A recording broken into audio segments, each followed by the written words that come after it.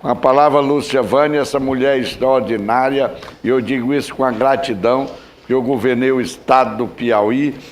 Ela e Dona Ruth Cardoso traduziu o lado solidariedade e amor do governo de Fernando Henrique Cardoso.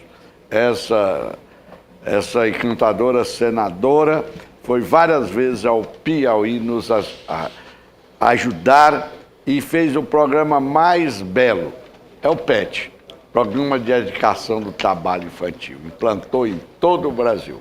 Dona Ruth Cardoso foi para o céu e ela eu convido a vir à nossa tribuna.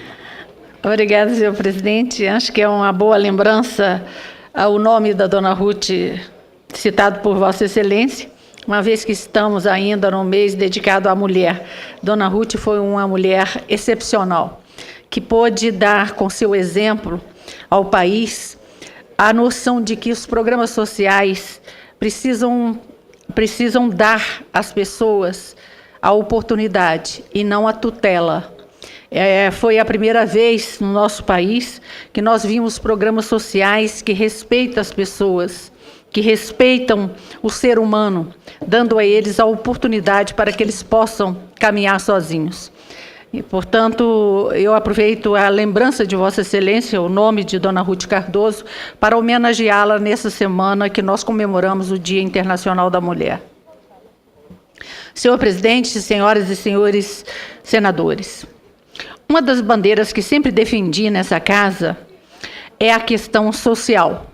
O nosso presidente acaba de colocar uma parte da minha trajetória quando, durante o governo do presidente Fernando Henrique, nós pudemos formatar vários programas sociais que hoje possibilitaram um avanço nos programas de transferência de renda para nossas crianças, adolescentes e principalmente para os nossos idosos. Mas crianças e adolescentes sempre tiveram um lugar de destaque na minha vida e na minha agenda. Por esse motivo, ocupo a tribuna para tratar de um tema que diversos colegas senadores já o fizeram, e eu não poderia deixar de me manifestar, senhor presidente. Trata-se da PEC da Juventude, que transformou-se em uma das principais bandeiras dos movimentos juvenis e demais atores sociais e institucionais que veem nos marcos legais instrumentos indispensáveis para a consolidação das políticas públicas de juventude como agenda irreversível do Estado brasileiro.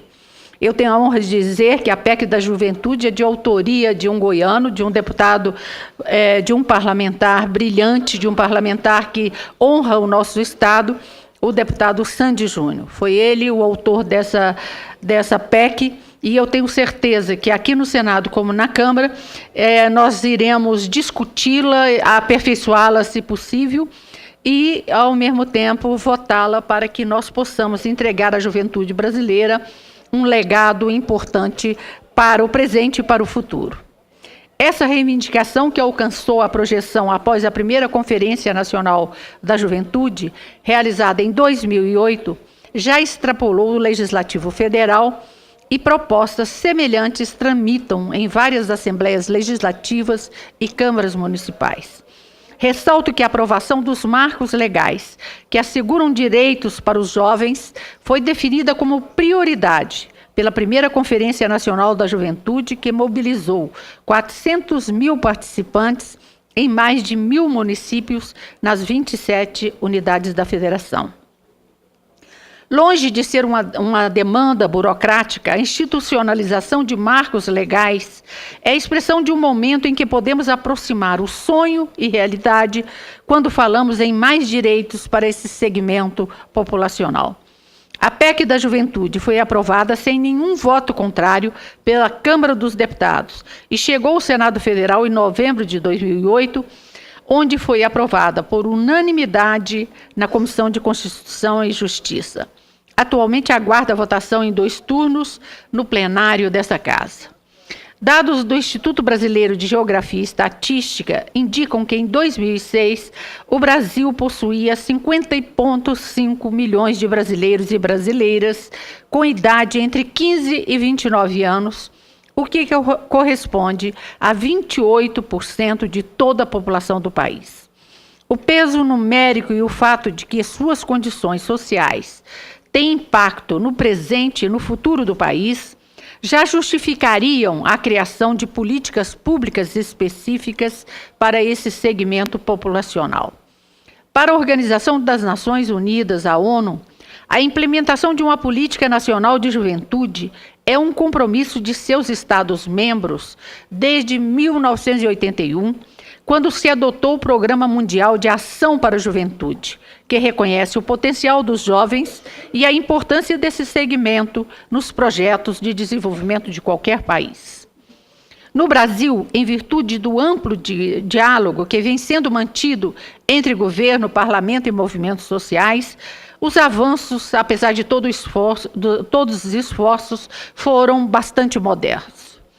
Mas já tivemos alguns e não podemos deixar de negá-los.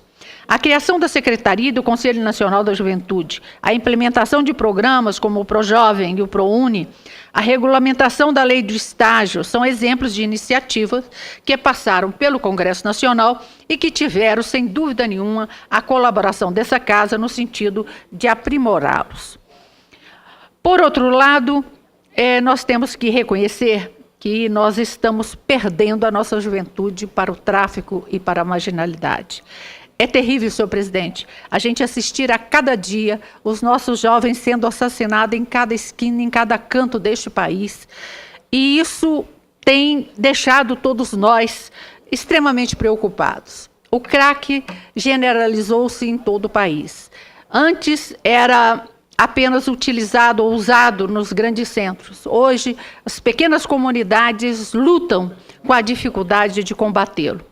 Por isso, eu costumo dizer que, em relação à juventude brasileira, as políticas públicas de todos os governos até hoje, apesar dos esforços e dos diálogos que travamos a respeito deste assunto, nós temos que dizer que as políticas públicas para a juventude fracassaram. E é preciso que haja uma urgente preocupação no sentido de buscar uma linguagem que atraia esses jovens para a escola, para o esporte, para o lazer, um lazer benéfico. Eu posso atestar a Vossa Excelência que estive recentemente na cidade de Anápolis, quando vi ali um exemplo de uma política pública para a juventude de sucesso. Foram criadas várias praças para a juventude, ali acrescentando pistas de skate, pistas de motocross. E é impressionante a gente ver que ali, aquelas praças atraem os jovens e ali a gente pode ter a grande oportunidade de mostrar a importância do esporte e principalmente a importância de se afastar dos vícios para que possa ter sucesso naqueles esportes. Este é um dos exemplos que eu acredito, pela experiência e pelo que eu pude vivenciar ali, é uma política que deu certo e que pode dar certo, porque atrai os jovens com a sua própria linguagem. Acredito que os sonhos e os desafios dos nossos jovens da periferia, das fábricas, das favelas, do campo, da cidade, do Facebook, do Twitter, do Orkut, precisa de um olhar específico. Senhor presidente, a quantidade de temas e debates que chegam ao plenário do Senado é muito grande. E é nessa disputa de prioridades que se insere essa PEC. Neste momento, eu chamo a atenção dos senhores parlamentares. Esta casa que tem dado exemplos importantes, principalmente no que diz respeito à legislação que favorece a nossa segurança pública, que favorece a nossa economia, mas é preciso que, neste momento, todos nós parlamentares nos juntemos para que possamos fazer realmente dessa PEC uma lei que venha resgatar toda essa dívida que temos para com a juventude brasileira. E eu espero contar com a colaboração de todos os senhores parlamentares e vamos fazer dessa luta uma luta desta casa em favor do povo brasileiro, em favor da nossa juventude, em favor do nosso presente e do nosso futuro. Era o que eu tinha a dizer, senhor presidente. Esta foi a senadora Lúcia Vânia, mostrando seu entusiasmo com a aprovação da PEC da Juventude, e ela é essa extraordinária senadora que, por onde anda, o Brasil a quer que continue aqui. Então, Goiás não pode decepcionar o nosso Brasil.